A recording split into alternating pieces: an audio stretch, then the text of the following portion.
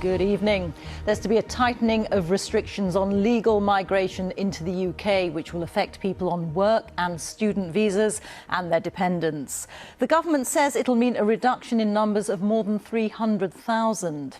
At the moment, foreign workers must earn a minimum of £26,200 to get a skilled worker visa. That will now jump to over £38,000.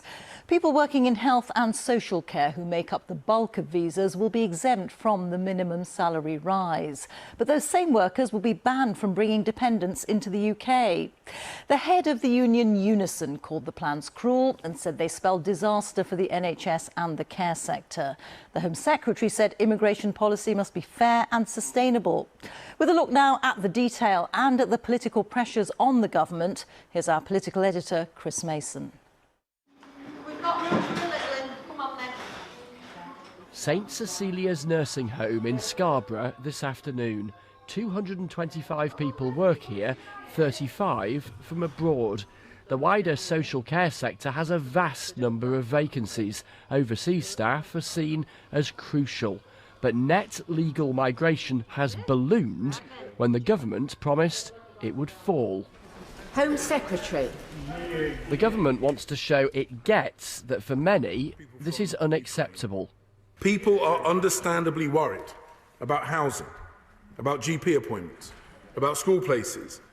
And so the Home Secretary said the government will stop overseas care workers from bringing family dependents, and we will require care firms in England to be regulated by the Care Quality Commission in order for them to sponsor visas.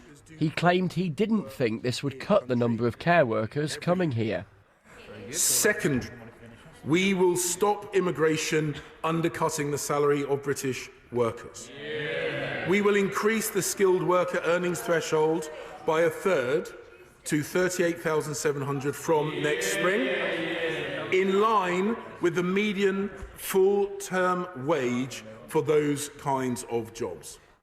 That means some will need to earn more to get a visa. Those working in health and social care will be exempt.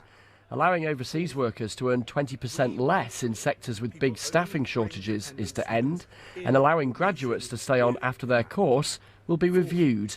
And we will ensure people only bring dependents who they can support financially, by raising the minimum income for family visas to the same threshold as the minimum salary threshold for skills workers, which is £38,700. That is an increase of £20,000. 300,000 fewer people will be eligible to come to the UK than were coming last year. This is the largest reduction on record.